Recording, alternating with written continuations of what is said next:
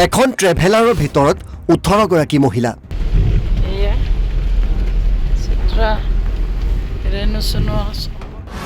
অসমৰ পৰা বদ্ৰীনাথলৈ গৈ আছিল তেওঁলোক। পাহাৰীয়া ৰাস্তাৰে গৈ থাকোঁতে হঠাৎ হৃদৰোগত আক্ৰান্ত হয় ট্ৰেভেলাৰৰ চালকজন। কিন্তু 18 গৰাকী মহিলাৰ প্ৰাণ বচালে মিনুমা বৰুৱে। মই দেখিলোঁ যে গাড়ীখন শ্লপিঙত গৈ আছে, এইটো কি হ'ল? একে জাপে আহি মই মানে হেণ্ড ব্ৰেকটো উঠালোঁ, উঠাই মানে তেওঁ দুখন ভৰিৰ মাজেৰে মোৰ ভৰিখন নি ব্ৰেকত ভৰি দি মই ছুইচ অফ কৰিলোঁ, কাৰণ যিহেতু গাড়ীখন ষ্টাৰ্টত আছিলে। পাহাৰীয়া ৰাস্তাৰে 30 কিলোমিটাৰ ট্ৰেভেলাৰ চলাই পালেগৈ গন্তব্যস্থান। গাড়ীখন লৈ 30 কিলোমিটাৰ দূৰলৈ আহিলোঁ। হয়, এক শিহৰণকাৰী বৰ্ণনা। বিপদৰ সময়ত 18 গৰাকীকৈ মহিলাৰ প্ৰাণ ৰক্ষা কৰি সাহসিকতাৰ পৰিচয় দিছে 55 বছৰীয়া মিনুমা বৰুৱে। 21 ছেপ্টেম্বৰত তেজপুৰৰ পৰা তেওঁলোকে কেদাৰনাথ আৰু বদ্ৰীনাথলৈ যাত্ৰা কৰিছিল। কেদাৰনাথৰ পৰা আহি বদ্ৰীনাথলৈ দিল্লীৰ পৰা এখন ট্ৰেভেলাৰ ভাড়ালৈ লৈ গৈ আছিল। কিন্তু পাহাৰীয়া পথেৰে গৈ থাকোঁতে হঠাৎ চালকজন হৃদৰোগত আক্ৰান্ত হয়। ৰাস্তা এঢলীয়া আছিলে। এঢলীয়া ৰাস্তাৰে গৈ থাকিল ট্ৰেভেলাৰখন। লগে লগে মিনুমা বৰুৱে অতি সাহসিকতাৰে বচালে 18 গৰাকীকৈ মহিলাৰ প্ৰাণ। মিনুমাৰ মুখেৰে শুনক শিহৰণকাৰী বৰ্ণনা। আমি 18জনী মহিলা, আমাৰ উদ্দেশ্য আছিলে 2টা ধাম। এনেই 4 ধাম যায় মানুহে, কিন্তু আমি 2টা ধামেই উদ্দেশ্য কৰি গৈছিলোঁ, কেদাৰনাথ ধাম আৰু বদ্ৰীনাথ ধাম। ঘূৰি আহোঁতে ঋষিকেশ আৰু হৰিদ্বাৰত আমি সোমাই অহাৰ কথা ভাবিছিলোঁ। প্ৰথমে আমি গ'লোঁ ইয়াৰ পৰা, অসমৰ পৰা আমি শোণিতপুৰ জিলাৰ পৰা 18 গৰাকী আমি প্ৰথমে আমি কেদাৰনাথ ধামলৈ গ'লোঁ। কেদাৰনাথ যাত্ৰা শেষ কৰি আমি আহি আকৌ বদ্ৰীনাথলৈ গ'লোঁ।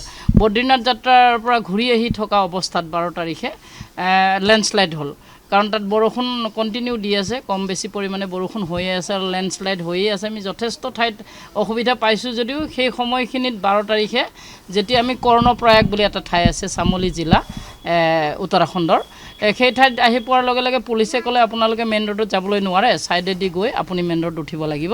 তো ৰাস্তাটো একেবাৰে ঠেক আছিল, সৰু আছিল। তেনেকৈ গৈ থকা অৱস্থাতে আমাৰ ড্ৰাইভাৰে গাড়ীখন চলাই গৈ আছিল, আৰু যেতিয়া ট্ৰেফিক জাম হ'ল, অলপ ভিৰ হ'ল, তেতিয়া গাড়ীখন অলপ যেনিবা শ্ল'ত আছিলে। শ্ল'ত থকা অৱস্থাত ড্ৰাইভাৰজনে ব্ৰেকত ভৰিখন দিছিলে, গাড়ীখন নিউট্ৰেলত আছিলে আৰু হেণ্ড ব্ৰেকো টনা নাছিলে। তো সেই সময়তে হঠাৎ আমাৰ যিজন ড্ৰাইভাৰ, আমি 18 গৰাকী মহিলা আছিলোঁ, ড্ৰাইভাৰ পুৰুষ বুলিবলৈ এজনে আছিলে, সেইজন হ'ল ড্ৰাইভাৰ। দিল্লীৰ পৰা নিছিলোঁ আমি যিখন ট্ৰেভেলাৰ লৈ গৈছিলোঁ। হঠাৎ তেওঁ হাত ভৰি কোচাই মুখ বিকটাই মানে মুখত ফেন ওলাব ধৰিলে। মই একদম ওচৰৰ চিটটোত বহি আছিলোঁ। মই দেখিলোঁ যে গাড়ীখন শ্লপিঙত গৈ আছে, এইটো কি হ'ল?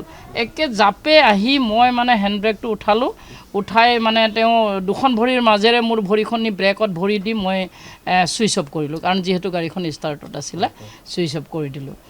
তাৰপিছত যেনিবা এটা হুলস্থলীয়া পৰিৱেশ হৈছে। মহিলাখিনিয়ে যথেষ্ট ভয় খাইছে, কাৰণ একেবাৰে এটা ছাইডত, বাওঁ ছাইডত আমাৰ সম্পূৰ্ণ গাঁত নদী, তেনেকৈ ধৰণৰ মানে ভয় লগা এটা ঠাই আৰু। তাৰপিছত যেনিবা 18 গৰাকী মহিলাৰ প্ৰাণ ৰক্ষা কৰাটোহে মোৰ মানে চিন্তা। যে পিছত মানুহজনক চালোঁ যে তেওঁ যথেষ্ট মানে কোচ খাই গৈছে মানুহজন। বেলেগ গাড়ী হৰ্ণ মাৰোঁতে বেলেগ গাড়ী দুজনমান ড্ৰাইভাৰ আহিলে। অহাৰ পিছত মোৰ গাড়ীখনৰ কাৰণে, মোৰ মানে আমাৰ ট্ৰেভেলাৰখনৰ কাৰণে ট্ৰেফিক জাম বেছি হ'ল, হুলস্থুল হ'ল, গাড়ীখন আগুৱাব লাগে।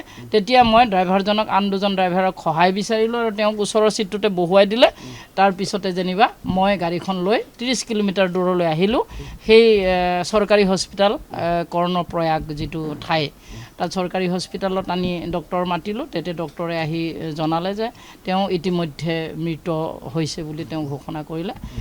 তাৰপিছতে আমি তাত ডেড বডিজন আমি চমজাই দিলোঁ।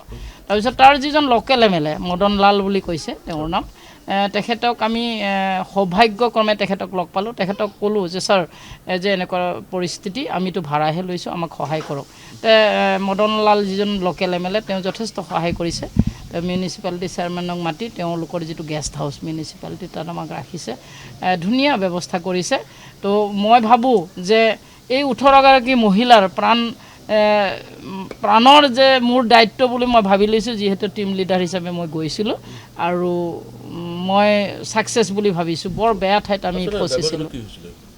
ড্ৰাইভাৰজনৰ আমি প্ৰথমতে তেওঁ হাত ভৰি কুচাই যেতিয়া মুখ বিকটাই দিলে তেতিয়া বহুতে কৈছে তাৰ মিৰ্গী হৈছে মই তেনেকৈ মিৰ্গী বেমাৰী মই ওচৰৰ পৰা দেখা নাছিলোঁ তো যেতিয়া ফেন চেন ওলালে তেতিয়া বহুতে কৈছে নাই তাৰ হাৰ্টৰ প্ৰব্লেম আছে তো পিছত গম পালোঁ তেওঁ বেলেগ চিটত নিয়াৰ লগে লগে আৰু এটা ঝাটকাত যেনিবা তেওঁ বিদায় লৈছে বুলি আমি অনুমান কৰিছোঁ আৰু সঁচাকৈ যেতিয়া হস্পিটেলত গৈছোঁ মৃত বুলি ঘোষণা কৰাৰ লগে লগে আমি গম পাইছোঁ তেওঁ আচলতে গাড়ীতেই বিদায় লৈছে হয় এইটোৱে সঁচাকৈ এক মানে ভয়ানক পৰিৱেশ বহুত ভয়ানক পৰিৱেশ কাৰণ কি তাতে আপোনাৰ পুৰা জংঘল পাহাৰ আছিলে তাতো আপুনি গাড়ী চলাবলৈ আপোনাৰ ভয় লগা নাছিল ভয় মানে মই এটাই মোৰ চিন্তা হৈছিল যে 18গৰাকী মহিলা মই লিড লৈ আনিছোঁ যিহেতুকে তেওঁলোকৰ মই প্ৰাণ ৰক্ষা কৰিব লাগিব বুলি সাহস যথেষ্ট চাগৈ মোৰ সেই সময়ত সাহস আহিছিল আৰু সেই সময়ত মোৰ ভয় লগা নাছিল মানে মোৰ মনত এটাই ভাৱ আছিল নাই মহিলাখনিৰ যদি কিবা এটা হয় এইটো সৰ্বনাশ হ'ব বৰ ডাঙৰ দুৰ্ঘটনা এটা হ'ব বুলি ভাবি চলাবলৈ বাধ্য হৈছিলোঁ আৰু মই কিছু পৰিমাণে আগতে উইংগাৰখন চলাইছিলোঁ কাৰণে আইডিয়া আছিল আৰু সেইকাৰণে মই সাহস কৰি মহিলাকেইজনীক উদ্ধাৰ কৰি মই সেই ঠাইৰ পৰা লৈ আনিব পাৰিছিলোঁ তেজপুৰৰ পৰা পংকজ শইকীয়া NB নিউজ